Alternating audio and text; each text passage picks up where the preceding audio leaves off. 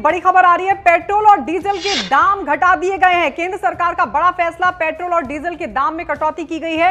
आपको बता दें, पेट्रोल के जो दाम है वो 9.5 रुपए घटा दिए गए हैं, तो वहीं डीजल के दाम में भी 7 रुपए की कटौती की गई है। बड़ा फैसला केंद्र सरकार की तरफ से लिया गया है, जिसको लेकर बीजेपी की तरफ से यह कहा गया है कि पीएम ने लोगों की चिंता का ख्याल रखा है और अंतर्राष्ट्रीय दबाव था, उसके बावजूद तेल के दाम घटा दिए गए हैं, तेल सस्ता कर दिया गया है। आपको बता दें, लगातार पेट्रोल और डीजल की कीमतों में जिस तरीके का इजाफा हो रहा था, जिस तरीके की बढ़ोतरी हो रही थी, उससे आम लोग खासे परेशान थे।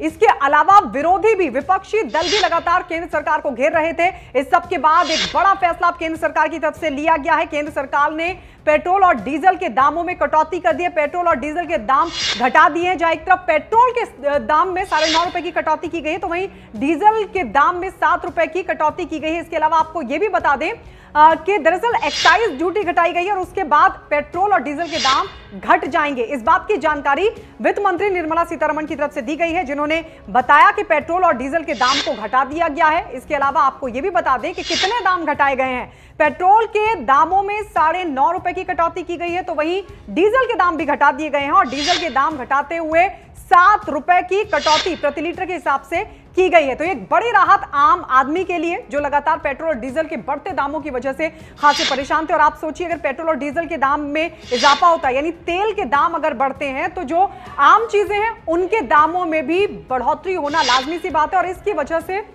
तो जिस तरीके से पेट्रोल और डीजल के दाम बढ़ रहे थे, उससे आम चीजों पर भी सीधा असर पड़ रहा था, क्योंकि एक चीज दूसरे राज्य में जा रही थी और जो पेट्रोल और डीजल की वजह से एक जगह से दूसरी जगह सामान जा रहा था, उसके चलते जाहिर तौर पर जो पेट्रोल और डीजल के दाम है, अगर वो बढ़ते हैं तो सामान की ढुलाई में भी इजाफा होना, ढुलाई के दाम में भी इजाफा होना लाजमी सी बात है। और इस वजह से जो आम लोग हैं उनकी मुश्किलें लगातार बढ़ रही थी।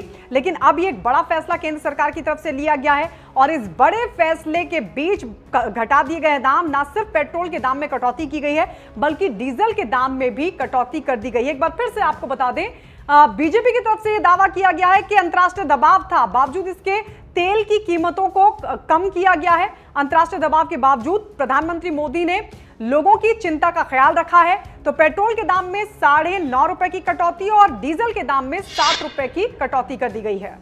और इस बीच एक और बड़ी जानकारी आपको बता दें कि दरअसल एलपीजी सिलेंडर में भी सब्सिडी देने का फैसला केंद्र सरकार की तरफ से किया गया है।